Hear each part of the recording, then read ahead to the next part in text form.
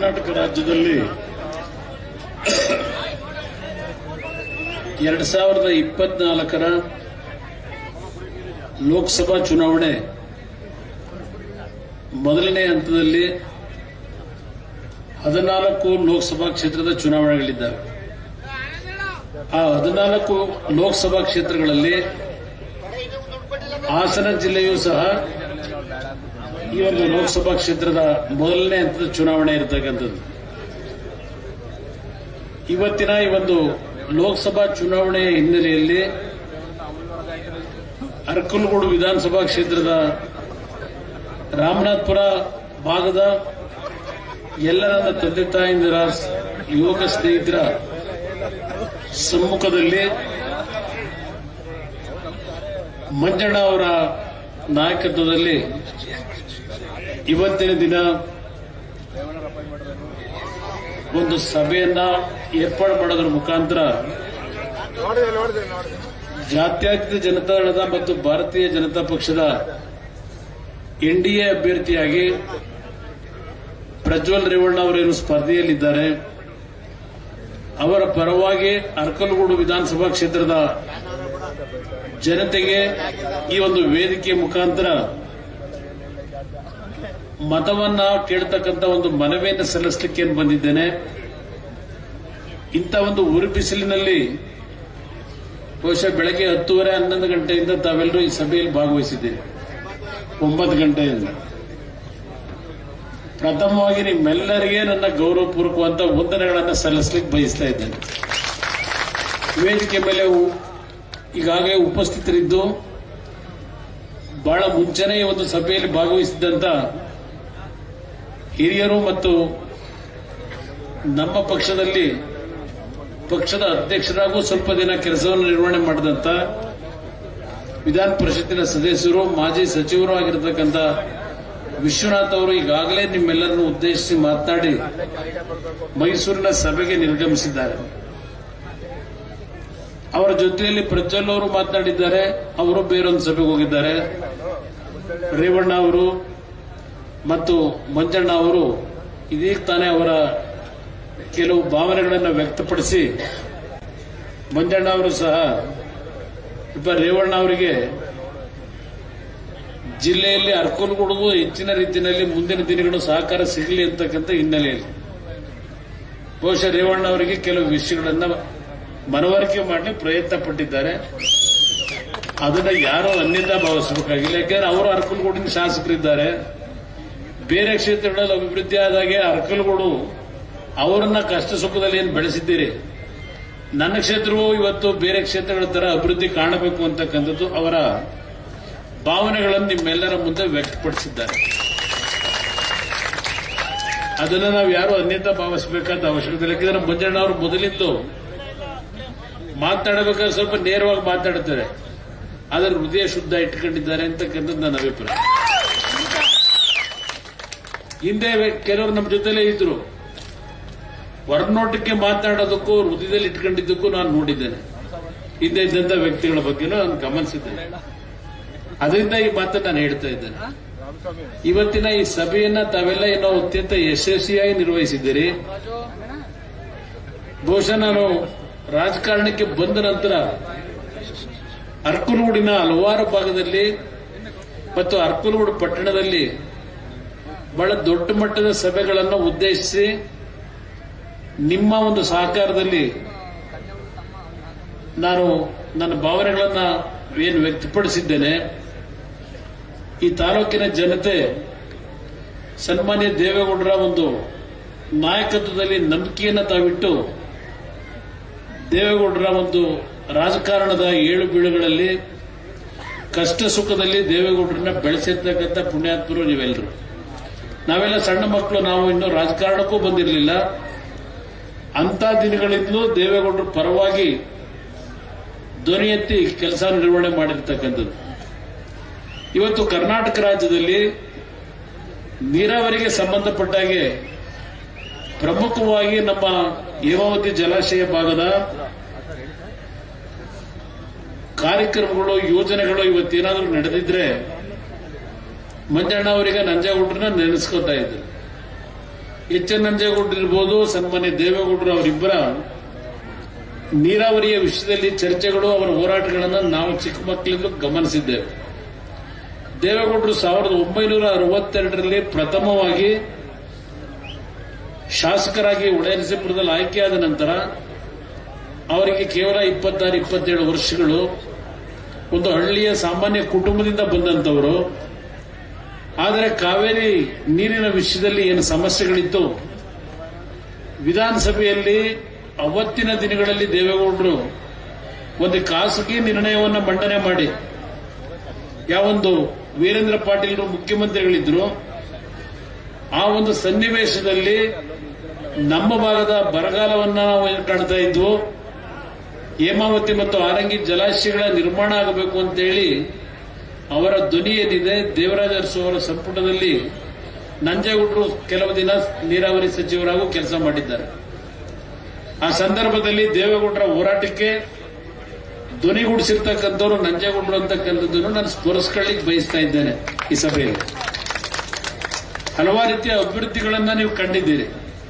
ಅದೆಲ್ಲದರ ಬಗ್ಗೆ ನಾನೀಗ ಸುದೀರ್ಘವಾಗಿ ಹೇಳಲಿಕ್ಕೆ ಹೋಗೋದಿಲ್ಲ. ಆದರೆ ಇವತ್ತು ನಾನು ಹಾಸನದ ನನ್ನ ತಂದೆ ತಾಯಂದರಿಗೆ ಈ ವೇದಿಕೆ ಮುಖಾಂತರ ಮನವಿ ಮಾಡಲಿಕ್ಕೆ ಏನು ಬಂದಿದ್ದೇನೆ, ಒಂದು ವಿಷಯವನ್ನ ನಿಮ್ಮ ಗಮನಕ್ಕೆ ನಾನು ತರಲಿಕ್ಕೆ ಬಯಸ್ತೇನೆ.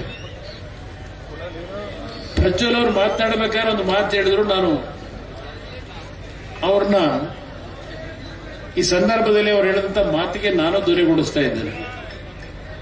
ಹಾಸನ ಜಿಲ್ಲೆಯ ಜನತೆ ದೇವೇಗೌಡರ ಕುಟುಂಬದಲ್ಲಿ ಇರ್ತಕ್ಕಂಥ ರೇವಣ್ಣ ಅವರಿರ್ಬೋದು, ನಾನಿರ್ಬೋದು, ನಾನಿಲ್ಲಿ ನೇರವಾಗಿ ಯಾವುದೇ ಚುನಾವಣೆಗಳು ಸ್ಪರ್ಧೆ ಮಾಡದೇ ಇದ್ರು ಈ ಒಂದು ಮಣ್ಣಿನಲ್ಲಿ ನಾನೇನು ಜನಿಸಿದ್ದೇನೆ, ಹಾಸನ ಜಿಲ್ಲೆಯ ಮಣ್ಣಿನಲ್ಲಿ.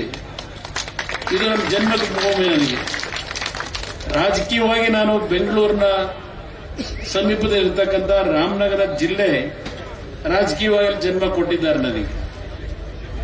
ನಂತರ ಮಂಡ್ಯ ಜನತೆಯೂ ಸಹ ಪ್ರೀತಿ ವಿಶ್ವಾಸದಿಂದ ನಮಗೇನು ಶಕ್ತಿ ತುಂಬಿದ್ದಾರೆ. ನೀವು ಬೆಳೆಸಿರ್ತಕ್ಕಂಥ ನಿಮ್ಮ ಮನೆಯ ಮಕ್ಕಳು ಅಂತಕ್ಕಂಥದ್ದು ನನ್ನ ಹೃದಯದಲ್ಲಿ ನಾನು ಇಟ್ಕೊಂಡಿರ್ತಕ್ಕಂಥದ್ದು. ನಾನು ಮೊನ್ನೆ ಹಾಸನದ ಕಾರ್ಯಕರ್ತರ ಸಭೆಯಲ್ಲಿ ಮನವಿ ಮಾಡಿದ್ದೇನೆ, ನೀವು ಬೆಳೆಸಿರ್ತಕ್ಕಂಥ ನಿಮ್ಮ ಮಕ್ಕಳು, ನಿಮ್ಮ ಕುಟುಂಬದಲ್ಲಿ ನೀವು ಜನನ ಕೊಟ್ಟಂತ ಮಕ್ಕಳು ತಪ್ಪು ದಾರಿಗೆ ಹೋದಾಗ ಕ್ಷಮಿಸಿ ಅವ್ರನ್ನ ತಿದ್ದತಕ್ಕಂಥದ್ದು ನೀವೇನ್ ಮಾಡ್ತೀರಿ. ಅದೇ ರೀತಿ ನಮ್ಮನ್ನ ರಾಜಕೀಯದಲ್ಲಿ ಬೆಳೆಸಿರ್ತಕ್ಕಂಥ ಈ ಒಂದು ಜಿಲ್ಲೆಯ ಜನತೆ ಕೆಲವು ಅಪಪ್ರಚಾರಗಳು, ಕೆಲವು ತಪ್ಪುಗಳು ಆಗಿರ್ತಕ್ಕಂಥದ್ದನ್ನ ತಿದ್ಕೊಳ್ತಕ್ಕಂಥ ಒಂದು ಅವಕಾಶವನ್ನ ಈ ಜಿಲ್ಲೆಯ ಜನತೆ ನೀಡಬೇಕು ಅಂತಕ್ಕಂಥ ಒಂದು ಮನವಿಯನ್ನ ನಾನು ಸಲ್ಲಿಸಿ ಹೋಗಿದ್ದೇನೆ ಹಾಸನದ ಕಾರ್ಯಕ್ರಮದಲ್ಲಿ. ಆದ್ರೆ ಒಂದು ಮಾತನ್ನ ಹೇಳ್ತೇನೆ, ಜಿಲ್ಲೆಯ ಜನತೆಗೆ ನಮ್ಮ ಕುಟುಂಬದಿಂದ ದ್ರೋಹ ಆಗಿಲ್ಲ, ಜಿಲ್ಲೆಗಷ್ಟೇ ಅಲ್ಲ ಇಡೀ ರಾಜ್ಯದ ಜನತೆಗೆ ದ್ರೋಹ ಆಗಿಲ್ಲ ಅಂತಕ್ಕಂಥದ್ದನ್ನ ಬಹಳ ಸ್ಪಷ್ಟವಾಗಿ ಹೇಳ್ತಾ ಇದ್ದೇನೆ. ನಮ್ಮ ಮಂಜಣ್ಣ ಅವರ ಒಂದು ವಿಷಯವನ್ನ ನೆನಪಿಸ್ಕೊಂಡ್ರಿ. 1989 ದೇವೇಗೌಡರು 2 ಕಡೆ ಚುನಾವಣೆ ನಿಂತು, ಹೊಳೆನರಸೀಪುರ ಮತ್ತು ಕನಕಪುರ ವಿಧಾನಸಭಾ ಕ್ಷೇತ್ರ ಚುನಾವಣೆಯಲ್ಲಿ ಸೋತಂತ ದಿನಗಳು. ನಂತರ 91ರಲ್ಲಿ ನಡೆದಂತಹ ಲೋಕಸಭೆ ಚುನಾವಣೆಯಲ್ಲಿ ಹಲವಾರು ರೀತಿಯ ಒಂದು ದೊಡ್ಡ ಮಟ್ಟದ ಚುನಾವಣೆ ಅದು. ದೇವೇಗೌಡರ ಹತ್ರ ಹಣ ಇಲ್ಲ, ಎಲ್ಲ ಕಡೆ ಸೋತಿದ್ದಾರೆ. ಅಂತ ಒಂದು ಸನ್ನಿವೇಶದಲ್ಲಿ ಏನು ಕೇವಲ 3 ಕ್ಷೇತ್ರದಲ್ಲಿ ಮಾತ್ರ ಬಹುಮತ ಬಂದಂತದ್ದೇನಿದೆ, ಆ 3 ಕ್ಷೇತ್ರದಲ್ಲಿ ಅರಕಲಗೂಡಿನ ಮಹಾಜನತೆ ದೇವೇಗೌಡರಿಗೆ ಪುನರ್ಜನ್ಮ ಕೊಟ್ಟಂತದ್ದನ್ನ ಇವತ್ತು ನಾನು ಸ್ಮರಿಸಿಕೊಳ್ಳಿಕ್ಕೆ ಬಯಸ್ತೇನೆ. ಆಗ ನಾವಿನ್ನೂ ರಾಜಕಾರಣಕ್ಕೆ ಬಂದಿರಲಿಲ್ಲ. 89ರಲ್ಲಿ ದೇವೇಗೌಡರ ರಾಜಕೀಯವೇ ಮುಗಿದೋಯ್ತು ಅಂತಕ್ಕಂಥ ಸಂದರ್ಭದಲ್ಲಿ ಈ ತಾಲೂಕಿನ ಮಹಾಜನತೆ ಮಂಜಣ್ಣವರ ಸಂದರ್ಭದಲ್ಲಿ ದೇವೇಗೌಡರ ಪರವಾಗಿ ಚುನಾವಣೆ ನಡೆಸಿದ್ರು. ಅವರು ಬೇರೆ ಪಕ್ಷದಲ್ಲಿದ್ದರು. ದೇವೇಗೌಡರಿಗೋಸ್ಕರವಾಗಿ ಅವತ್ತು ಇಂಡಿಪೆಂಡೆಂಟ್ ಇದ್ರ, ಅವತ್ತು ಬೇರೆ ಪಕ್ಷದಲ್ಲಿರಲಿಲ್ಲ, ಇಂಡಿಪೆಂಡೆಂಟ್ ಆಗಿ ಪಕ್ಷೇತರರಾಗಿದ್ದಾಗ ದೇವೇಗೌಡರ ಕಷ್ಟ ಕಾಲದಲ್ಲಿ ದೇವೇಗೌಡರಿಗೆ ಸಹಕಾರ ಕೊಟ್ಟಂತದ್ದನ್ನು ನಾವು ಸ್ಮರಿಸಿಕೊಳ್ಳಲೇಬೇಕು. ಅದನ್ನ ಇವತ್ತು ಅವರೇನು ನೆನಪಿಸಿದ್ದಾರೆ, ಅದನ್ನು ನಾವ್ಯಾರು ಮರೀಲಿಕ್ಕೆ ಸಾಧ್ಯ ಇಲ್ಲ. ಅವತ್ತಿನ ಚುನಾವಣೆ ಬಹಳ ದೊಡ್ಡ ಚುನಾವಣೆ. ಕೊನೆಗೆ 48 ಗಂಟೆಗಳ ನಂತರ ಕೇವಲ 3,000 ಮತದಲ್ಲಿ ಗೆದ್ದರು ಅಂತಕ್ಕಂಥ ಘೋಷಣೆ ದೊಡ್ಡ ಹೋರಾಟ ಮಾಡಿ ಪಡಿಬೇಕಾಯ್ತು. ಆ ದಿನಗಳನ್ನು ನಾವು ಕಂಡಿದ್ದೇವೆ ಈ ಜಿಲ್ಲೆಯಲ್ಲಿ. ಅದಾದ ನಂತರ 4 ವರ್ಷದಲ್ಲಿ ನಿಮ್ಮೆಲ್ಲರ ಆಶೀರ್ವಾದ, ಮುಖ್ಯಮಂತ್ರಿನೂ ಆದರೂ ಪ್ರಧಾನಮಂತ್ರಿಗಳೂ ಆಗಿ ಒಬ್ಬ ಮಣ್ಣಿನ ಒಬ್ಬ ರೈತನ ಮಗ ದೇಶವನ್ನು ಆಳಬಹುದು ಅಂತಕ್ಕಂಥದ್ದನ್ನ ನಿರೂಪಿಸಿದಂಥದ್ದು ಈ ಜಿಲ್ಲೆಯ ನಿಮ್ಮ ಶಕ್ತಿ ಏನು ಅಂತಕ್ಕಂಥದ್ದನ್ನ ಸಂದರ್ಭದಲ್ಲಿ ನಾವು ಕಂಡಿದ್ದೇವೆ. ಇವತ್ತು ಈ ಒಂದು ಚುನಾವಣೆ ನಡೀತಾ ಇದೆ. ಕೆಲವು ಹೆಣ್ಣುಮಕ್ಕಳು ತಾಯಿದ್ರು ಕೂತಿದ್ದೀರಿ. ಕಾಂಗ್ರೆಸ್ನ ಸರ್ಕಾರ ಏನ್ ಬಂದಿದೆ, ನಾನು ಕಾಂಗ್ರೆಸ್ ಅಧಿಕಾರಕ್ಕೆ ಬಂದಿರೋದಕ್ಕೆ ನಮಗೇನು ಅಸೂಯೆ ಇಲ್ಲ. ಆದರೆ ಅವರು ಹೋಗ್ತಾ ಇರತಕ್ಕಂಥ ಮಾರ್ಗದ ಬಗ್ಗೆ ಎಲ್ಲೋ ಒಂದ್ ಕಡೆ ನಮಗೆ ಮುಂದೆ ರಾಜ್ಯ ಯಾವ ಪರಿಸ್ಥಿತಿಗೆ ಇವರು ತೆಗೆದುಕೊಂಡು ಹೋಗಬಹುದು ಅಂತಕ್ಕಂಥದ್ದು ನನ್ನ ಅಭಿಪ್ರಾಯ. ಚುನಾವಣೆಗಿಂತ ಮುಂಚೆ ನಿಮ್ಮೆಲ್ಲರಿಗೆ ಗೊತ್ತಿದೆ, ಮೇಕೆದಾಟಿನಿಂದ ಒಂದು ಪಾದಯಾತ್ರೆ ಮಾಡಿದ್ರು ಕನಕಪುರದ ಸಂಗಮ ಏನೋ ಒಂದು ಸ್ಥಳದಿಂದ. ನಮ್ಮ ನೀರು ನಮ್ಮ ಹಕ್ಕು ಅಂತ ಹೇಳಿದ್ರು. ಒಂದು ಪಾದಯಾತ್ರೆಯನ್ನು ಮಾಡಿ ಮೇಕೆದಾಟು ನಿರ್ಮಾಣ ಮಾಡ್ತೀವಿ ಅಂತ ಹೇಳಿ, ನಮ್ಮ ನೀರು ನಮ್ಮ ಹಕ್ಕು ಅಂತ ಹೇಳಿದಂತ ಕಾಂಗ್ರೆಸ್ ನಾಯಕರು ನಮ್ಮ ನೀರು ತಮಿಳುನಾಡಿಗೆ ಅಂತಕ್ಕಂಥ ತಮಿಳುನಾಡಿನ ಹಕ್ಕು ಅಂತಕ್ಕಂಥ ರೀತಿಯಲ್ಲಿ ಈ 10 ತಿಂಗಳು ನಡೆದಿರತಕ್ಕಂಥದ್ದು ನಿಮ್ ಕಣ್ಣು ಮುಂದೆ ಇದೆ. ತಮಿಳುನಾಡಿನಲ್ಲಿ ಈಗ ಏನವರು ಹೊಂದಾಣಿಕೆ ಮಾಡ್ಕೊಂಡಿದ್ದಾರೆ. ಡಿಎಂಕೆ ಪಕ್ಷದವರು ಅವರ ಒಂದು ಮ್ಯಾನಿಫೆಸ್ಟೋದಲ್ಲಿ ಮೇಕೆದಾಟು ನಿರ್ಮಾಣ ಮಾಡಲಿಕ್ಕೆ ನಾವು ಯಾವ ಕಾರಣಕ್ಕೂ ಒಪ್ಪಿಗೆ ಕೊಡೋದಿಲ್ಲ ಅಂತಕ್ಕಂಥ ಮಾತು ಹೇಳಿದ್ದಾರೆ. ಇದು ಕರ್ನಾಟಕದ ಮೇಲೆ, ಅದರಲ್ಲೂ ಹಳೆ ಕರ್ನಾಟಕದ ನಮ್ಮ ಕಾವೇರಿ ಬೇಸಿನ್ ಏನಿದೆ ಇಲ್ಲಿ ಈಗೇನು ನಾವು ನೋವು ಅನುಭವಿಸ್ತಾ ಇದ್ದೇವೆ. ಇವತ್ತು ಬರಗಾಲ ಒಂದು ಕಡೆ, ದನಕರುಗಳಿಗೆ ಮೇವಿಲ್ಲ, ರೈತರು ಬೆಳೆದಂತ ಬೆಳೆ ನೀರಿನ ಕೊರತೆಯಿಂದ ಹಲವಾರು ಭಾಗದಲ್ಲಿ ಕಬ್ಬು, ಇವತ್ತು ಮಂಡ್ಯ ಜಿಲ್ಲೆಯಲ್ಲಿ ಗಮನಿಸ್ತಾ ಇದ್ದೇನೆ, ಕಬ್ಬು ಸಂಪೂರ್ಣವಾಗಿ ಒಣಗಿ ಬೆಂಕಿ ಇಡತಕ್ಕಂಥ ಪರಿಸ್ಥಿತಿಯಲ್ಲಿದ್ದಾರೆ. ಬರಗಾಲವನ್ನ ಇವತ್ತೇನು ನಾವು ಈ ರೀತಿಯ ಒಂದು ಬರಗಾಲ ಕಾಣ್ತಾ ಇದ್ದೇವೆ. ಕುಡಿಯ ನೀರಿನ ಹಾಹಾಕಾರ, 7-8 ಸಾವಿರ ಹಳ್ಳಿಗಳಲ್ಲಿ ಕುಡಿಯ ನೀರಿಲ್ಲ. ಇಲ್ಲಿ ನಮ್ಮ ಹೇಮಾವತಿ ಜಲಾಶಯದಲ್ಲಿದ್ದಂಥ ನೀರನ್ನ ಬೇರೆ ಭಾಗಕ್ಕೆ ಬಿಡ್ಲಿಕ್ಕೆ ಹೋದಾಗ ಸ್ವಲ್ಪ ಪ್ರತಿಭಟನೆ ನಡೆಸಿದಂಥದ್ದು ನಮ್ಮ ಶಾಸಕರುಗಳು ಮಾಡಿರೋದು ಗಮನಿಸಿದ್ದೇನೆ. ನಮ್ಮ ಶಾಸಕರು ಬೇರೆ ಜಿಲ್ಲೆಗೆ ನೀರು ಕೊಡಬೇಡಿ ಅಂತ ಹೇಳಿಲ್ಲ, ಅಲ್ಲಿಗೆ ಏನು ಕೊಡ್ತಾ ಇದ್ದೀರಿ ಅದೇ ರೀತಿಯಲ್ಲಿ ನಮ್ಮ ದನಕರುಗಳಿಗೆ, ನಮ್ಮ ಕೆರೆಗಳಿಗೆ ನೀರನ್ನು ತುಂಬಿಸ್ತಕ್ಕಂಥದಕ್ಕೆ ಸಹಕಾರ ಕೊಡಿ ಅಂತ ಸರ್ಕಾರದ ಗಮನ ಸೆಳೆದಂಥದ್ದು ನಾನು ಮಾಧ್ಯಮದಲ್ಲಿ ಗಮನಿಸಿದ್ದೇನೆ. ಇದೆಲ್ಲ ಒಂದು ಭಾಗ. ಇವತ್ತು ನೀರಾವರಿಗೆ ಎಲ್ಲಾ ರೀತಿಯ ಕಾರ್ಯಕ್ರಮಗಳು ನಿಂತೋಗಿದ್ದಾವೆ. ದಯವಿಟ್ಟು ತಾವೆಲ್ಲ ಯೋಚನೆ ಮಾಡಬೇಕು, ಯಾವ ಅಭಿವೃದ್ಧಿ ಕಾರ್ಯಕ್ರಮಗಳು ಇಲ್ಲ. ನಾನು ಅಭಿವೃದ್ಧಿಯನ್ನ ಹಿಂದಿನ ದಿನಗಳಲ್ಲಿ ಮಾಡಿದಂಥದ್ದು 2006, 2007, 20 ತಿಂಗಳು ನಾನು ಮುಖ್ಯಮಂತ್ರಿ ಇದ್ದಾಗ ಈ ಜಿಲ್ಲೆಗೆ ಕೊಟ್ಟಂತ ಕೊಡುಗೆಯನ್ನ ನಾನು ಹಲವಾರು ವಿಷಯಗಳನ್ನ ಚರ್ಚೆ ಮಾಡಬಲ್ಲೆ. ಅದು ಅವಶ್ಯಕತೆ ಇಲ್ಲ ನನಗೆ. ಈ ಜಿಲ್ಲೆಯ ಮಣ್ಣಿನ ಮಗನಾಗಿ ಈ ಜಿಲ್ಲೆಯಲ್ಲಿ ಹುಟ್ಟಿ ಜನ್ಮಕ್ಕೆ ಈ ಒಂದು ಜನ್ಮವನ್ನು ಕೊಟ್ಟಂತ ಈ ಪುಣ್ಯ ಭೂಮಿಗೆ ನನ್ನ ಕೈಲಾದ ಮಟ್ಟಿಗೆ ಸೇವೆಯನ್ನು ಸಲ್ಲಿಸಲಿಕ್ಕೆ ರೇವಣ್ಣರ ಜೊತೆಗೂಡಿ ದೇವೇಗೌಡರ ಮಾರ್ಗದರ್ಶನದಲ್ಲಿ ಒಂದು ಕಿರು ಕಾಣಿಕೆಯನ್ನ ಕೊಟ್ಟಿದ್ದೇವೆ ಅಂತಕ್ಕಂಥ ಹೇಳಲಿಕ್ಕೆ ಬಯಸ್ತೀನಿ. ನಮ್ಮ ಕರ್ತವ್ಯ ಆಯಿತು. ನಮಗೆ ಸಿಕ್ಕಂತ 20 ತಿಂಗಳ ಅವಧಿಯಲ್ಲಿ ಈ ಜಿಲ್ಲೆಯ ಸಮಗ್ರ ಅಭಿವೃದ್ಧಿಗೆ ಪ್ರಯತ್ನ ಪಟ್ಟಿದ್ದೇವೆ. ಅದಾದ ನಂತರ 14 ತಿಂಗಳು ನಾನು 2ನೇ ಬಾರಿ ಮುಖ್ಯಮಂತ್ರಿ ಆದಾಗ ಹಲವಾರು ರೀತಿಯ ಸಮಸ್ಯೆಗಳನ್ನು ಎದುರಿಸಿದ್ದೇನೆ. ಆ 20 ತಿಂಗಳು ನನಗಂತ ಸಮಸ್ಯೆಗಳಿರಲಿಲ್ಲ. ಈ 14 ತಿಂಗಳಲ್ಲಿ ನಾನು ಯಾವ ನಮ್ಮ ರೈತರು ಪ್ರತಿನಿತ್ಯ ಆತ್ಮಹತ್ಯೆಗಳು ಮಾಡ್ಕೊತಾ ಇದ್ರು, ಒಂದು ಸಾರ್ವಜನಿಕವಾಗಿ ನಾನು ಸಭೆಗಳಲ್ಲಿ ಹೇಳಿದ್ದೆ, ಯಾವುದೇ ಕಾರಣಕ್ಕೂ ನಮ್ಮ ರೈತರು ಆತ್ಮಹತ್ಯೆಗೆ ಶರಣಾಗಬೇಡಿ. ನಮ್ಮ ಪಕ್ಷ ಅಧಿಕಾರಕ್ಕೆ ಬಂದರೆ ರೈತರ ಸಾಲವನ್ನು ಸಂಪೂರ್ಣ ಮನ್ನಾ ಮಾಡಿಕೊಡ್ತೀನಿ ಅಂತ ಹೇಳಿ. ಆ ಒಂದು ಸಂದರ್ಭ ನಮ್ಮ ಪಕ್ಷಕ್ಕೆ ಆಗಲೂ ಬಹುಮತ ಕೊಡಲಿಲ್ಲ ಈ ರಾಜ್ಯದ ಜನತೆ. ಕಾಂಗ್ರೆಸ್ನವರಿಗೆ ಸ್ಪಷ್ಟ ಬಹುಮತ ಇದ್ದಂತ ಸರ್ಕಾರ ಚುನಾವಣೆಯಲ್ಲಿ ಸೋತರು. ದೇವೇಗೌಡರನ್ನು ಭೇಟಿ ಮಾಡಿ ನಮ್ಮ ಜೊತೆ ಸರ್ಕಾರ ಮಾಡಬೇಕು ಅಂತ ಬಂದವರು ಅವರೇ. ಆಗಲೂ ದೇವೇಗೌಡರು ಹೇಳಿದ್ರು, ನನ್ನ ಮಗನ ಆರೋಗ್ಯ ಚೆನ್ನಾಗಿಲ್ಲ, ಮಲ್ಲಿಕಾರ್ಜುನ್ ಖರ್ಗೆ ಅವರನ್ನ ನೀವು ಮುಖ್ಯಮಂತ್ರಿ ಮಾಡ್ತಿರೋ, ಸಿದ್ದರಾಮಯ್ಯವ್ರನ್ನ ಮಾಡ್ಕೋತಿರೋ, ಯಾರನ್ನು ಬೇಕಾದ್ರೂ ನೀವು ಮಾಡ್ಕೊಳ್ಳಿ, ನನ್ನ ಮಗನಿಗೆ ಮುಖ್ಯಮಂತ್ರಿಯ ಸ್ಥಾನದ ಅವಶ್ಯಕತೆ ಇಲ್ಲ ಅಂತಕ್ಕಂಥದ್ದನ್ನ ಸ್ಪಷ್ಟವಾಗಿ ಕಾಂಗ್ರೆಸ್ನ ನಾಯಕರ ಮುಂದೆ ಹೇಳಿದ್ರು. ದೆಹಲಿಯ ನಾಯಕರು ಇಲ್ಲ ಕುಮಾರಸ್ವಾಮಿನೇ ಆಗಬೇಕು ಅಂತ ನನ್ನ ಮೇಲೆ ಒತ್ತಡ ಹಾಕಿ ಮಾಡ್ಕೊಂಡು, ಅವತ್ತು ನಾನು ಒಪ್ಕೊಳ್ಳಲಿಕ್ಕೆ ಕಾರಣ ನನ್ನ ರೈತರ ಬದುಕೇನಾಗಿತ್ತು, ರೈತರಿಗೆ ಒಂದು ಆತ್ಮಸ್ಥೈರ್ಯ ತುಂಬಬೇಕು, ರೈತರ ಕುಟುಂಬಗಳು ಉಳಿಸಬೇಕು ಅನ್ನೋದಕ್ಕೋಸ್ಕರವಾಗಿ ನಾನು ಅವತ್ತು ಕಾಂಗ್ರೆಸ್ ಸರ್ಕಾರ ಏನ್ ಮಾಡಿದೆ, ಮೊದಲನೇ ದಿನದಿಂದಲೇ ಪ್ರಾರಂಭ ಮಾಡಿದ್ರು. ರೈತರ ಸಾಲ ಮನ್ನಾ ಮಾಡಲಿಕ್ಕೂ ನಮ್ಮ ಪಕ್ಷಕ್ಕೂ ಸಂಬಂಧ ಇಲ್ಲ. ಇವತ್ತು ನಮ್ಮ ಕಾರ್ಯಕ್ರಮಗಳೇನಿದ್ದಾವೆ ಆ ಕಾರ್ಯಕ್ರಮಗಳನ್ನು ಮುಂದುವರಿಸಿ ಯಾವುದೇ ಕಾರ್ಯಕ್ರಮಕ್ಕೆ ಒಂದು ನಯಾ ಪೈಸೆ ಕಡಿಮೆ ಮಾಡಬಾರದು ಅಂದ್ರು.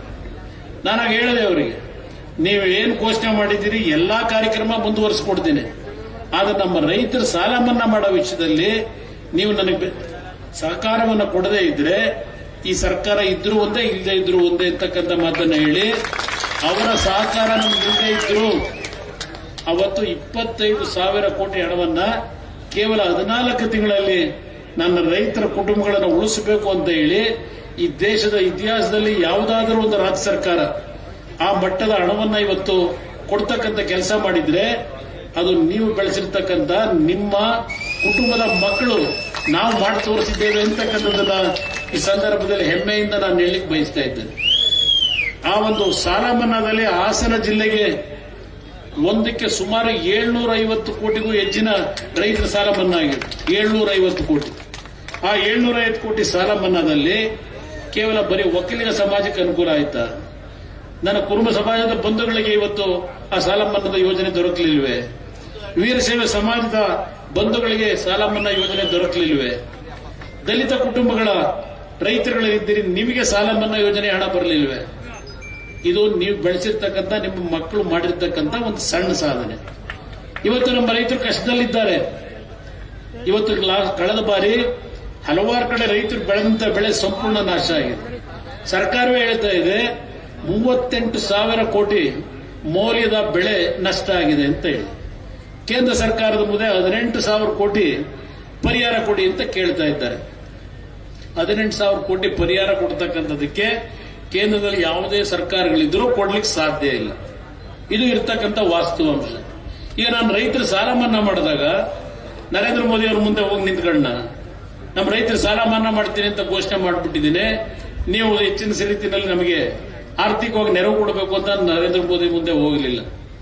ನಮ್ಮ ರಾಜ್ಯದ ಜನತೆ 6.5 ಕೋಟಿ ಜನತೆ ನೀವು ಕಟ್ಟಿರ್ತಕ್ಕಂಥ ತೆರಿಗೆ ಹಣ ರಾಜ್ಯ ಸರ್ಕಾರಕ್ಕೆ ಏನು ಬರುತ್ತೆ? ನಿಮ್ಮ ಹಣವನ್ನ ನಿಮಗೆ ದಾರಿ ಎರೆದಿದ್ದೇನೆ 25,000 ಕೋಟಿ ಸಾಲ ಮನ್ನಾ ಮಾಡಿ. ನಾನು ಕೇಂದ್ರ ಸರ್ಕಾರದ ಮುಂದೆ ಅರ್ಜಿ ಹಿಡ್ಕೊಂಡು ಹೋಗಲಿಲ್ಲ. ಸಾಲ ಮನ್ನಾ ಮಾಡಕ್ಕಂತ ದುಡ್ಡಿಲ್ಲರಪ್ಪ, ದುಡ್ಡು ಕೊಡಿ ಅಂತ ಕೇಳಲಿಲ್ಲ. ಇದು ನಮಗೂ ಕಾಂಗ್ರೆಸ್ನವ್ರಿಗೂ ಇರ್ತಕ್ಕಂಥ ವ್ಯತ್ಯಾಸವನ್ನ ಅರ್ಥ ಮಾಡ್ಕೊಳ್ಳಿ.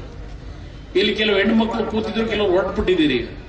ನಾನು ನಿಮ್ಮ ಕುಟುಂಬದ ತಾಯಂದರಿಗೆ, ಮಹಿಳೆಯರಿಗೆ ನಾನು ನಿಮ್ಮ ಮುಖಾಂತರ ಮನವಿ ಮಾಡೋದು, ಆಯ್ತಪ್ಪ ಇದೆಂಥದ್ದು 5 ಗ್ಯಾರಂಟಿ ಹೇಳ್ತಾ ಇದ್ದಾರಲ್ವೇ, 5 ಗ್ಯಾರಂಟಿಯಿಂದ ನಿಮ್ಮ ಆರ್ಥಿಕ ಶಕ್ತಿ ಎಷ್ಟು ಮಟ್ಟಕ್ಕೆ ಬೆಳೆದಿದೆ?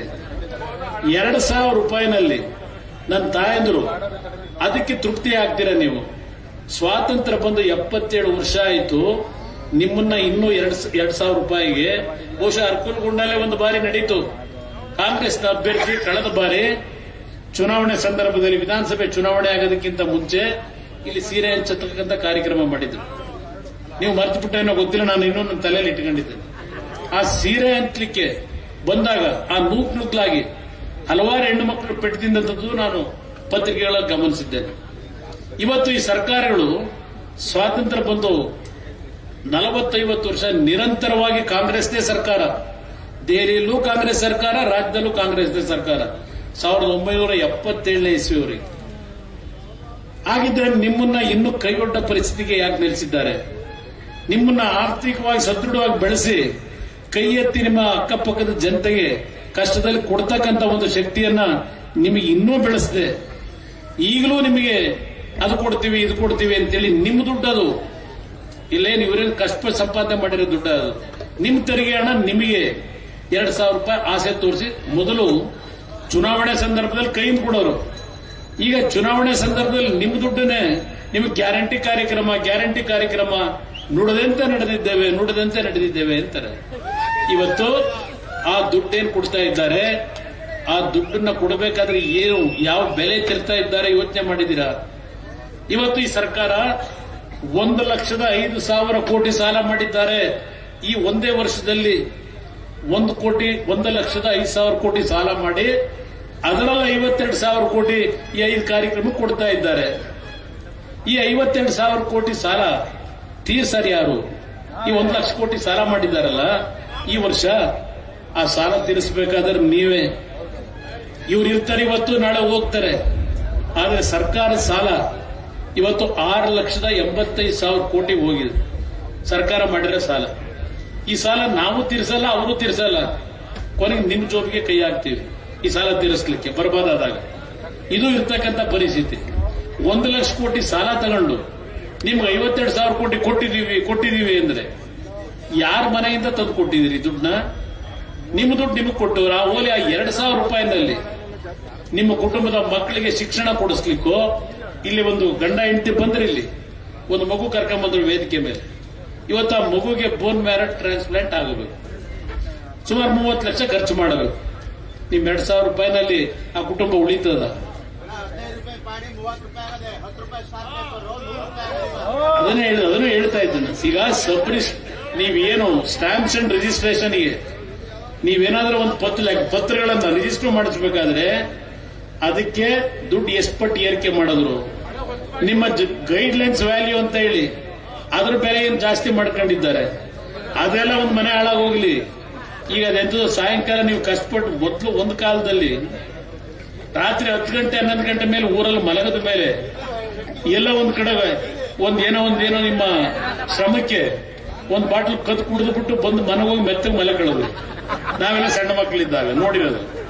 ಈಗ ಬೆಳಗ್ಗೆ 6 ಗಂಟೆಗೆ stall open, tea stall open ಅದ ಈ ಮದ್ಯದ ಅಂಗಡಿ. ರೇಟ್ ಇಲ್ಲಿ ತಗೊಂಡು ಹೋಗೋರೀಗ ನಿಮ್ಗೆ ಇಲ್ಲಿ 2,000 ಹೆಣ್ಮಕ್ಳು ಕೊಡ್ತೀವಿ ಅಂತ ಹೇಳಿ ಈಗ ದುಡಿಮೆ ಮಾಡ ಕುಟುಂಬಗಳ ಆ ಶ್ರಮಜೀವಿಗಳ ಜೋಬಿಗೆ 4,000 5,000 ರೂಪಾಯಿ ನಿಮ್ಮಿಂದ ಕಿತ್ಕೊಂಡು 2,000 ರೂಪಾಯಿ ಕೂಡ ದೊಡ್ಡ ವಿಷಯವ? ನಿಮ್ಮನ್ನು ಕೇಳಲಿಕ್ಕೆ ಬಯಸ್ತೀನಿ. ಇದು ಈ ಸರ್ಕಾರದ ನಡವಳಿಕೆ ಏನಿದೆ, ಮುಂದಿನ ದಿನಗಳಲ್ಲಿ ಏನಾಗ್ತದೆ? ಒಂದು ಅಭಿವೃದ್ಧಿ ಕಾರ್ಯಕ್ರಮ ಇಲ್ಲ, ಎಲ್ಲೂ ರಾಜ್ಯದಲ್ಲಿ ಒಂದು ಅಭಿವೃದ್ಧಿ ಕಾರ್ಯಕ್ರಮ ಇಲ್ಲ, ಯಾವುದೇ ರಸ್ತೆಗಳ ಕೆಲಸ ಇಲ್ಲ, ಕಟ್ಟಡಗಳ ಕೆಲಸ ಇಲ್ಲ. ಇದು ನಡೀತಾ ಇರತಕ್ಕಂಥ ಈ ಒಂದು ಸರ್ಕಾರದ ನಡವಳಿಕೆ ಏನಿದೆ, ಒಂದು ಮಾತನ್ನ ನಾನು ನಿಮ್ಮ ಮುಂದೆ ಇಡ್ಲಿಕ್ಕೆ ಬಯಸ್ತಾ ಇದ್ದೇನೆ ಈ ವೇದಿಕೆ ಮುಖಾಂತರ ನಾಡಿನ ಜನತೆಗೆ. ಇವತ್ತು ಬಿಜೆಪಿ ಮತ್ತೆ ಜೆಡಿಎಸ್ನ ಹೊಂದಾಣಿಕೆ ಇದೆಯಲ್ಲ, ನಮ್ಮ ವೈಯಕ್ತಿಕವಾದಂತಹ ಸ್ಥಾನಮಾನಗಳನ್ನು ಪಡಿಬೇಕು ಅಂತ ಅಲ್ಲ. ದೇವೇಗೌಡರು ನೀವೇನು ಬೆಳೆಸಿದಂತ ಈ ಮಣ್ಣಿನ ಮಗ ದೆಹಲಿಯ ಕೆಂಪು ಕೋಟೆನೋ ಹಾಳು ಬಂದಾಯ್ತು, ದೆಹಲಿ ಅಧಿಕಾರವೂ ಏನು ಅನ್ನೋದು ನೋಡಾಗಿದೆ. ಬಹುಶಃ ಅವತ್ತು ದೇವೇಗೌಡರು ಆ ಅಧಿಕಾರ ಬಿಟ್ಟು ಬಂದರಲ್ಲ, ಆ ಜಾಗದಲ್ಲಿ ಇನ್ನು ಯಾರೇ ಇದ್ದಿದ್ರು 5 ವರ್ಷ ಸಂಪೂರ್ಣವಾಗಿ ಅವರಿವರು ಕಾಲಿಡ್ಕೊಂಡು 5 ವರ್ಷ ಸಂಪೂರ್ಣವಾಗಿ ಅಧಿಕಾರ ನಡೆಸೋರು. ಆದ್ರೆ ದೇವೇಗೌಡರು ಸ್ವಾಭಿಮಾನಕ್ಕೆ ತಲೆ ಬಾಗಲಿಲ್ಲ. ಏನ್ ತಪ್ಪು ಮಾಡಿದ್ರು ಅಂತ ಕಾಂಗ್ರೆಸ್ ಅವತ್ತು ಅವ್ರನ್ನ ಪ್ರಧಾನಮಂತ್ರಿ ಸ್ಥಾನ ಇಳಿಸಿದ್ರು. ಯಾವ ತಪ್ಪು ಮಾಡಿದ್ರು ಅಂತೇಳಿ ಪ್ರಧಾನಮಂತ್ರಿ ದೇವೇಗೌಡರು ನಾವೇ ಮಾಡುದು ಅಂತಾರೆ ಕಾಂಗ್ರೆಸ್ನವರು. ಆಯ್ತಪ್ಪ, ನೀವು ಮಾಡಿದ್ರ? 196 ಜನ ಕಾಂಗ್ರೆಸ್ ಹೊರತುಪಡಿಸಿ ಗೆದ್ದಿದ್ರು. ಅವರು ಒತ್ತಡ ಹಾಕಿ ದೇವೇಗೌಡರನ್ನು ಪ್ರಧಾನಮಂತ್ರಿ ಮಾಡಿದ್ರು. ಪ್ರಧಾನಮಂತ್ರಿಗಿರಿಂದ ಇಳಿಸಿದವರು ಕಾಂಗ್ರೆಸ್ನವರು. ಏನಕ್ಕೆ ಇಳಿಸ್ದು ಅಂತೇಳಿ ಇವತ್ತವರೆಗೆ ಯಾರಾದ್ರೂ ಸತ್ಯ ಹೇಳಿದ್ರು? ಅವರು ಸತ್ಯವೇನ ಮನೆ ದೇವರು ಅಂತಾರೆ, ದೇವೇಗೌಡರು ಬರೀ ಸುಳ್ಳು ಹೇಳ್ತಾರೆ ಅಂತಾರೆ. ಪಾಪ ಇಲ್ಲೇ ಬೆಳೆದಂತ ನಮ್ಮ ನಾಯಕರು ಇವತ್ತು ದೇವೇಗೌಡರನ್ನು ಯಾಕೆ ಇಳಿಸಿದ್ರು ಕಾಂಗ್ರೆಸ್ನವರು ಪ್ರಧಾನಮಂತ್ರಿ ಸ್ಥಾನದಿಂದ? ಏನೋ ದುಡ್ಡು ಹೊಡೆದಿದ್ರ, ಇಲ್ಲ ದೇಶಕ್ಕೆ ದ್ರೋಹ ಮಾಡಿದ್ರ? ಯಾಕೆ ಕಿಡಿಸಿದ್ರು? ಅವತ್ತು ಅವರ ಆಡಳಿತ ಎಲ್ಲ ಕೊಂಡಾಡಿದ್ರು. ಮಾಧ್ಯಮಗಳಲ್ಲಿ ಅವರ ಬಗ್ಗೆ ದೊಡ್ಡ ಮಟ್ಟದ ಪ್ರಚಾರ ದೊರಕಲಿಲ್ಲ ಅಷ್ಟೇ.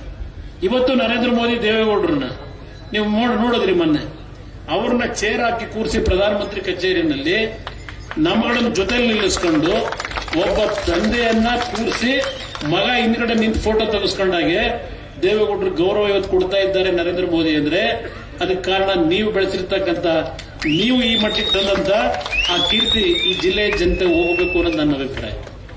ಇವತ್ತು ಇದರೆಲ್ಲದರ ಹಿನ್ನೆಲೆಯಲ್ಲಿ ಕೈ ಜೋಡಿಸಿ ನಿಮಗೆ ಮನವಿ ಮಾಡ್ತೇನೆ. ಇವತ್ತು ಬಿಜೆಪಿ ಜೆಡಿಎಸ್ ನ ಹೊಂದಾಣಿಕೆಯನ್ನು ನಾನು ಮಾಡಿರ್ತಕ್ಕಂಥದ್ದು. ನಾನು ಸಂಪೂರ್ಣವಾಗಿ ಅಧಿಕಾರ ಪಡೀಲಿಕ್ಕೆ ಆಗಲಿಲ್ಲ. ನಾನು ದೇವರು 2 ಬಾರಿ ನನಗೆ ಅವಕಾಶ ಕೊಟ್ಟ. ಆ 2 ಬಾರಿ ಅವಕಾಶ ಕೊಟ್ಟಾಗಲೂ 20 ತಿಂಗಳು ಒಂದು ಬಾರಿ, 14 ತಿಂಗಳು ಒಂದು ಬಾರಿ, ಆಗಲೂ ರೈತರ ಸಾಲ ಮನ್ನಾ ಮಾಡಿಕೊಟ್ಟೆ. ಅದಷ್ಟೇ ಅಲ್ಲ, 56,000 ಕುಟುಂಬಗಳಿಗೆ ಶಿಕ್ಷಣ ಇಲಾಖೆಯಲ್ಲಿ ಕೆಲಸ ಕೊಟ್ಟಿದ್ದೇನೆ. ಆ ಸಂದರ್ಭದಲ್ಲಿ ಈ ಕಳೆದ 14 ವರ್ಷದಲ್ಲಿ ಬಂದಂತ ಸರ್ಕಾರಗಳು ಎಷ್ಟು ಕುಟುಂಬಗಳ ಮಕ್ಕಳಿಗೆ ಕೆಲಸ ಕೊಟ್ಟಿದ್ದಾರೆ ಇವತ್ತು ದಯವಿಟ್ಟು ಕೇಳಿ. ಅವ್ರನ್ನ ಕಾಂಗ್ರೆಸ್ನವ್ರನ್ನ ಕೇಳಿ, ಬೇರೆಯವ್ರನ್ನ ಕೇಳಿ. ನಾವು ಯಾವ ರೀತಿ ನಡ್ಕೊಂಡಿದ್ದೇವೆ ನಿಮ್ ಗಮನಕ್ಕೆ ನಾನು ತರ್ತಾ ಇದ್ದೇನೆ. ನೀರಾವರಿ ಕೆಲಸ ಇರಬಹುದು, ರಸ್ತೆಗಳ ಕೆಲಸ ಇರಬಹುದು.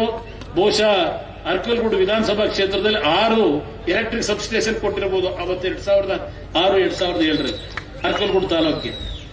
ಅದಷ್ಟೇ ಅಲ್ಲ, ಹಲವಾರು ನೀರಾವರಿ ಯೋಜನೆಗಳನ್ನು ಮುಂದುವರಿಸಿದ್ದೇವೆ. ರಸ್ತೆಗಳ ಕೆಲಸವೂ ಆಗಿರ್ತಕ್ಕಂಥದ್ದು. ಮಂಜಣ್ಣನು ಅವ್ರು ಹೇಳಿದಂಗೆ ಅವ್ರ ಕಾಲದಲ್ಲೂ ಕೆಲವು ಕೆಲಸಗಳು ಅವರು ಮಾಡಿಸಿದ್ದಾರೆ. ಆದರೆ ಇವತ್ತು ಈ ಜಿಲ್ಲೆಯ ಸಮಗ್ರ ಅಭಿವೃದ್ಧಿಗೆ ನಮಗೆ ಸಿಕ್ಕಂತ ಕಡಿಮೆಯ ಅಥವಾ ಅವಧಿಯಲ್ಲಿ ಪ್ರಾಮಾಣಿಕವಾಗಿ ದುಡಿಮೆ ಮಾಡಿದ್ದೇವೆ. ನಮ್ಮ ಹಳ್ಳಿಯ ಹೆಣ್ಣು ಮಕ್ಕಳು ನಾನು ಗ್ರಾಮ ವಾಸ್ತವ್ಯ ಮಾಡಬೇಕಾದ್ರೆ ಈ ಒಂದು ಸಾರಾಯಿ ನಿಲ್ಸಪ್ಪ ಅಂತಕ್ಕಂಥ ಮಾತು ಹೇಳಿದ್ರು. ಹಳ್ಳಿಯ ಹೆಣ್ಣು ಮಕ್ಕಳಿಗೆ ಗೌರವ ಸಲ್ಲಿಸಲಿಕ್ಕೆ ಯಾವ ಒಂದು ಕಳಪೆ ಸಾರಾಯಿಯನ್ನ ಮಾರಾಟ ಮಾಡ್ತಾ ಇದ್ರು. ಅದನ್ನು ಕುಡಿದು ಹಲವಾರು ಕುಟುಂಬದಲ್ಲಿ ಸಾವು ನೋವುಗಳಾಗ್ತಾ ಇತ್ತು.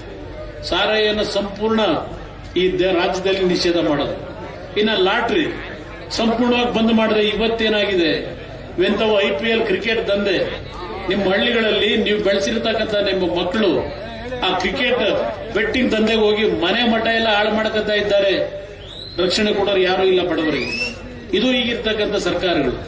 ಇವತ್ತು ನಾನು ಈ ಒಂದು ಮೈತ್ರಿಗೆ ನಾವು ತೀರ್ಮಾನ ಮಾಡಿದ್ದು, ಸ್ವತಂತ್ರವಾಗಿ ನಮಗೆ 5 ವರ್ಷದ ಸರ್ಕಾರ ಕೊಟ್ಟಿದ್ರೆ ಇವತ್ತು ಈ ರಾಜ್ಯವನ್ನ ದೇಶದಲ್ಲೇ ಮೊದಲನೇ ಸ್ಥಾನದಲ್ಲಿ ತೆಗೆದುಕೊಂಡು ಹೋಗ್ತಕ್ಕಂಥ ಎಲ್ಲಾ ರೀತಿಯ ಆರ್ಥಿಕ ಶಕ್ತಿ ಈ ನಾಡಿನ ಜನತೆಗೆ ಸರ್ಕಾರ ಕೊಟ್ಟಿದ್ದಾರೆ.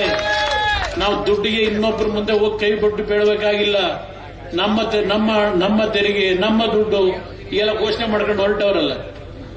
ಈ ಘೋಷಣೆಯಿಂದ ದುಡ್ಡು ಬರಲ್ಲ, ಈ ಘೋಷಣೆಗಳಿಂದ ದುಡ್ಡು ಸಿಗಲ್ಲ. ನಿಮಗೆ ರಾಜಕೀಯ ಇದ್ರಲ್ಲೂ ನಿಮ್ಮ ಯೋಗ್ಯತೆಗೆ ಸರ್ಕಾರ ನಡೆಸಬೇಕಾದ್ರೆ ನೀವು ನಮ್ಮ ನಾಡಿನ ಜನತೆ ಕೊಟ್ಟಿರ್ತಕ್ಕಂಥ ತೆರಿಗೆ ಹಣವನ್ನ ಲೂಟಿ ಹೊಡಿದೆ.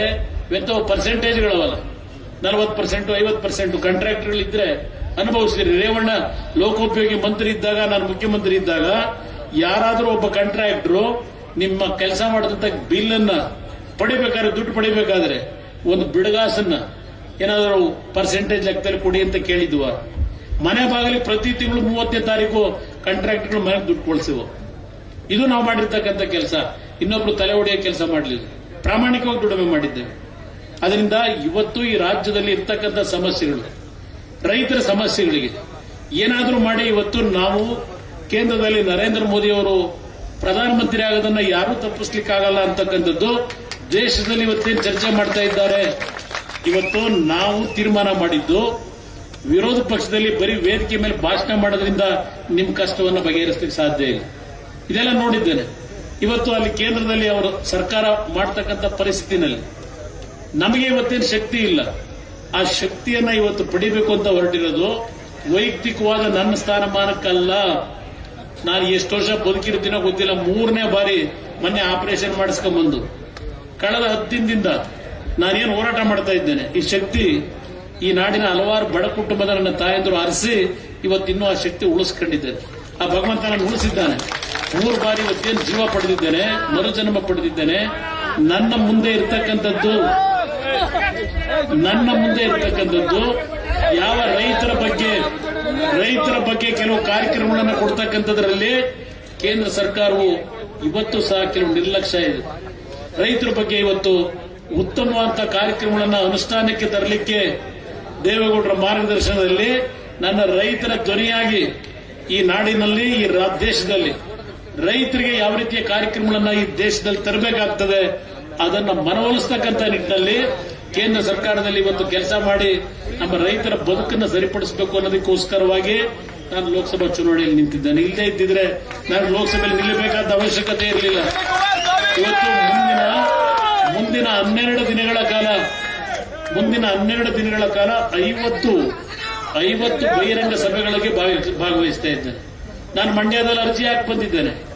ಮಂಡ್ಯದಲ್ಲಿ ನಾನು ಗೆಲ್ಲಬೇಕು ಅಂತ ಹೇಳಿ ದಿನ ಹೋಗಿ ಮಂಡ್ಯದಲ್ಲಿ ಕೂತಿಲ್ಲ ನಾನು. ಇಡೀ ರಾಜ್ಯದಲ್ಲಿ ಇವತ್ತು ಈ ಪಕ್ಷವನ್ನು ಅಧಿಕಾರಕ್ಕೆ ತರಲಿಕ್ಕೆ NDA, ಬಿಜೆಪಿ ಮತ್ತು JDS ನ ಅಭ್ಯರ್ಥಿಗಳನ್ನ ಇವತ್ತು 28ಕ್ಕೆ 28 ನಿಮ್ಮ ಆಶೀರ್ವಾದದಲ್ಲಿ ಗೆಲ್ಲಬೇಕು ಅಂತಕ್ಕಂಥ ಒಂದು ಹೋರಾಟದಲ್ಲಿ ನಾನು ಮಂಡ್ಯದಲ್ಲಿ ಹೋಗಿ ಠಿಕಾಣಿ ಹೊಡ್ಕೊಂಡು ಕೂತಿಲ್ಲ, ನಾನೊಬ್ಬ ಗೆಲ್ಲಬೇಕು ಅಂತೇಳಿ. ಮಂಡ್ಯದ ನನ್ನ ಹೋರಾಟ ಮಂಡ್ಯ ಜಿಲ್ಲೆಯ ಜನತೆಗೆ, ಅಲ್ಲಿಯ ಕಾರ್ಯಕರ್ತರಿಗೆ ಬಿಟ್ಟಿದ್ದೇನೆ. ನಾನು ಹಳ್ಳಿ ಸುತ್ತಲಿಕ್ಕೆ ಹೋಗಲ್ಲ. ಅವ್ರು ಹೇಳಿದ್ದಾರೆ, ನೀನ್ ಗೆಲ್ಲಿಸ್ತಕ್ಕಂಥದ್ದು ನಮ್ಮ ಜವಾಬ್ದಾರಿನಪ್ಪ. ಬೇರೆ ಕಡೆ ಪಕ್ಷ ಬೆಳವಣಿಗೆಗೆ ನೀನ್ ಶ್ರಮ ಹಾಕುವಂತ ನನಗೆ ಮಂಡ್ಯ ಜಿಲ್ಲೆಯ ಜನತೆ ಆಶೀರ್ವಾದ ಮಾಡಿದ್ದಾರೆ. ಇವತ್ತು ಚುನಾವಣೆ ನಿಂತಿರ್ತಕ್ಕಂಥದ್ದು ಈ ದೇಶದಲ್ಲಿ ರೈತರ ಮತ್ತು ಬಡ ಕುಟುಂಬಗಳ ಜಾತಿಯ ಪ್ರಶ್ನೆ ಇಲ್ಲ. ಇಲ್ಲಿ ಹಲವಾರು ಜನ ಕೂತಿದ್ದೀರಿ. ಇಲ್ಲಿ ಮೇಲ್ಗಡೆ ಕೂತಿದ್ದಾಗ ವೇದಿಕೆ ಬಂದರು. ಕೆಲವರು ಜನ ಹೇಳಿದ್ರು, ನಾವು ಕುರುಬರಣ, ನಾವು ಮಂಜಣ್ಣನ ಜೊತೆಲಿದ್ದು ಈ ಪಕ್ಷಕ್ಕೆ ದುಡಿಮೆ ಮಾಡಿದ್ದೇವೆ. ಇದನ್ನ ಬಂದು ವೇದಿಕೆ ಮೇಲೆ ಹೇಳ್ತಾರೆ. ಇವತ್ತು ನಾನು ಹೇಳ್ತೀನಿ, ನಾನು ಜಾತಿಯಿಂದ ಜನರನ್ನು ಗುರುತಿಸಿಲ್ಲ. ಯಾರಾದ್ರೂ ನನ್ನ ಹತ್ರ ಕಷ್ಟ ಅಂತ ಬಂದಾಗ ನಿಮ್ ಕಷ್ಟ ಏನು ಅಂತ ಕೇಳಿದ್ದೇನೆ ಹೊರತ ನೀನ್ ಯಾವ ಜಾತಿನಪ್ಪ ಅಂತ ಎಂದೂ ಕೇಳಿಲ್ಲ ನಾನು. ಕಷ್ಟಕ್ಕೆ ಸ್ಪಂದಿಸಿದ್ದೇನೆ, ಅವ್ರ ಕಷ್ಟ ದಯವಿಟ್ಟು ಅರ್ಕೂರಿನ ಮಹಾಜನತೆ ಈ ವೇದಿಕೆ ಮುಖಾಂತರ ರಾಮನಾಥಪುರದ ಭಾಗದಲ್ಲಿ ಸಭೆ ಏರಿದೆ. ಮಂಜಣ್ಣ ಅವರೊಂದು ಮಾತು ಹೇಳಿದ್ರು. ಇವತ್ತು ಹಾಸನ ಜಿಲ್ಲೆಯಲ್ಲಿ 8 ವಿಧಾನಸಭಾ ಕ್ಷೇತ್ರದಲ್ಲಿ ಅತಿ ಹೆಚ್ಚಿನ ಬಹುಮತವನ್ನ ಪ್ರಜ್ವಲ್ ರೇವಣ್ಣ ಅವರಿಗೆ ನಾವು ಕೊಡಬೇಕು ಅಂತಕ್ಕಂಥ ಮಾತನ್ನು ಮಂಜಣ್ಣ ಈ ವೇದಿಕೆಯಲ್ಲಿ ಹೇಳಿದ್ದಾರೆ. ಈ ಒಂದು ಕ್ಷೇತ್ರದ ಅಭಿವೃದ್ಧಿ ರೇವಣ್ಣ ಅವರು ನಾನು ಇಬ್ಬರೂ ಜೊತೆಗೂಡಿ ಮಂಜಣ್ಣ ಅವರು ಏನ್ ಆಗಬೇಕು ಅಂತ ಹೇಳ್ತಾರೆ ಆ ಎಲ್ಲಾ ಕಾರ್ಯಕ್ರಮಗಳನ್ನು ತಂದು ಕೊಡ್ತಕ್ಕಂಥದ್ದು ನಮ್ಮ ಜವಾಬ್ದಾರಿ. ಇನ್ನು ಒಂದು ವರ್ಷದಲ್ಲಿ ನಾನು ನಿಮ್ಗೆ ಹೇಳ್ತೀನಿ, ನಿಮ್ಮ ಮುಂದೆ ಈ ರಾಜ್ಯದಲ್ಲಿ ಹಲವಾರು ಬದಲಾವಣೆಗಳು ಬರ್ತವೆ. ಮತ್ತೆ ನೀವು ಬೆಳೆಸಿರ್ತಕ್ಕಂಥ ನಿಮ್ಮ ಮಕ್ಕಳ ಪಾಲಿಗೆ ಈ ನಾಡನ್ನ ಸೇವೆ ಸಲ್ಲಿಸ್ತಕ್ಕಂಥ ಈ ನಾಡಿನ ಬಡವರಿಗೆ ಯಾವುದೇ ಜಾತಿ ಇರಲಿ ಎಲ್ಲರ ಒಂದು ಸ್ವಾಭಿಮಾನದ ಬದುಕನ್ನ ನೀವು ನಿರ್ವಹಣೆ ಮಾಡತಕ್ಕಂಥ ರೀತಿಯ ಸರ್ಕಾರವನ್ನ ಇನ್ನು ಒಂದು ವರ್ಷದಲ್ಲಿ ತರ್ತಕ್ಕಂಥ ಒಂದು ದಿನ ದೂರ ಇಲ್ಲ. ಭಗವಂತ ಈಗೇನು ರಾಮನಾಥಪುರದ ಒಂದು ರಾಮನಾಥೇಶ್ವರಿಗೆ ರೇವಣ್ಣ ಅವರು ಪೂಜೆ ಸಲ್ಲಿಸಿ ಆಮೇಲೆ ಬನ್ನಿ ಅಂದ್ರು, ಅಲ್ಲೋಗಿ ಪೂಜೆ ಸಲ್ಲಿಸಿ ಬಂದಿದ್ದೇನೆ. ರಾಮನಾಥೇಶ್ವರ ಸ್ವಾಮಿಯ ಸನ್ನಿಧಾನದಲ್ಲಿ ಇವತ್ತೇನು ಪೂಜೆ ಮಾಡಿ ಬಂದಿದ್ದೇವೆ. ನಮ್ಮ ಬದುಕು ನಮ್ಮ ವೈಯಕ್ತಿಕ ಸ್ವಾರ್ಥಕ್ಕಲ್ಲ, ನಮಗೆ ಭಗವಂತ ಇವತ್ತು ಕೊಟ್ಟಿರ್ತಕ್ಕಂಥ ಈ ಒಂದು ಆಯಸ್ಸು ಈ ನಾಡಿನ ಪ್ರತಿ ಬಡ ಕುಟುಂಬಗಳ ನೆಮ್ಮದಿಯ ಬದುಕನ್ನು ತರಲಿಕ್ಕೆ ಈ ಆಯಸ್ಸು ನಮಗೆ ಭಗವಂತ ಕೊಟ್ಟಿದ್ದಾನೆ ಹೊರತು ನಮ್ಮ ಸ್ವಾರ್ಥಕ್ಕೆ ಅಲ್ಲ. ಇದನ್ನ ಬಹಳ ಸ್ಪಷ್ಟವಾಗಿ ನನಗೆ ಜನ್ಮ ಕೊಟ್ಟಿರ್ತಕ್ಕಂಥ ಈ ಒಂದು ಜನ್ಮಭೂಮಿಯಲ್ಲಿ ನಿಂತು ಈ ಮಾತೇನು ಹೇಳ್ತಾ ಇದ್ದೇನೆ. ಇದರಲ್ಲಿ ಯಾವುದೇ ರೀತಿಯ ಭಾವನಾತ್ಮಕವಾದ ವಿಷಯ ಅಲ್ಲ. ನಾನು ಬಡವರ ಕಷ್ಟಗಳನ್ನು ನೋಡಿದ್ದೇನೆ. ಬಹುಶಃ ಈ ರಾಜ್ಯದಲ್ಲಿ ನನ್ನಷ್ಟು ಗ್ರಾಮ ವಾಸ್ತವ್ಯದ ಕಾರ್ಯಕ್ರಮಗಳನ್ನು ಹಳ್ಳಿಗಳಲ್ಲಿ ಮಾಡಿರ್ತಕ್ಕಂಥದ್ದಿರಬಹುದು. ಅದಷ್ಟೇ ಅಲ್ಲ, ಜನತಾ ದರ್ಶನದಲ್ಲಿ ಬೆಳಗ್ಗೆ 9 ಗಂಟೆ ಪ್ರಾರಂಭ ಮಾಡಿದ್ರೆ ರಾತ್ರಿ 1 ಗಂಟೆವರೆಗೂ ಮಾಡಿದ್ದೇನೆ ನಿರಂತರವಾಗಿ. ಬಡವರ ಕಷ್ಟ ಏನು ಅನ್ನೋದನ್ನು ನಾನು ಅರಿತುಕೊಂಡಿದ್ದೇನೆ. ಆ ಬಡವರ ಕಷ್ಟವನ್ನು ಯಾವ ರೀತಿ ಸರಿಪಡಿಸಬೇಕು, ಪ್ರತಿ ಕುಟುಂಬ ಸ್ವಾಭಿಮಾನದಿಂದ ಯಾವ ರೀತಿ ಬದುಕಬೇಕು, ಇದನ್ನ ಈ ರಾಜ್ಯದಲ್ಲಿ ತರಬೇಕು ಅನ್ನೋದಕ್ಕೋಸ್ಕರ ಆ ಭಗವಂತ ನನಗೆ 3ನೇ ಒಂದು ಜನ್ಮವನ್ನ ಮೊನ್ನೆ ಏನು ಕೊಟ್ಟಿದ್ದಾನೆ. ಇವತ್ತು ಈ ವೇದಿಕೆ ಮುಖಾಂತರ ಹೇಳ್ತಾ ಇದ್ದೇನೆ, ಕೈ ಜೋಡಿಸಿ ಮನವಿ ಮಾಡ್ತೇನೆ. ಎಸ್, ಕೆಲವು ವಿಷಯದಲ್ಲಿ ಕೆಲವು ತಪ್ಪುಗಳಾಗಿರ್ಬೋದು. ಆದರೆ ದೇವೇಗೌಡರು ಈ 91ನೇ ವಯಸ್ಸಿನಲ್ಲೂ ರಾಜ್ಯಸಭೆಯಲ್ಲಿ ವೀಲ್ ಚೇರ್ ಅಲ್ಲಿ ಹೋಗಿ ಈ ನಾಡಿನ ಜನತೆಯ ಸಮಸ್ಯೆಗಳ ಬಗ್ಗೆ ಧ್ವನಿ ಎತ್ತಿ ಏನಲ್ಲಿ ರಾಜ್ಯಸಭೆಯಲ್ಲಿ ಮಾತನಾಡ್ತಾರೆ. ಆ ಶಕ್ತಿ ಕುಂದಬಾರದು. ನೀವು ಬೆಳೆಸಿರ್ತಕ್ಕಂಥವ್ರು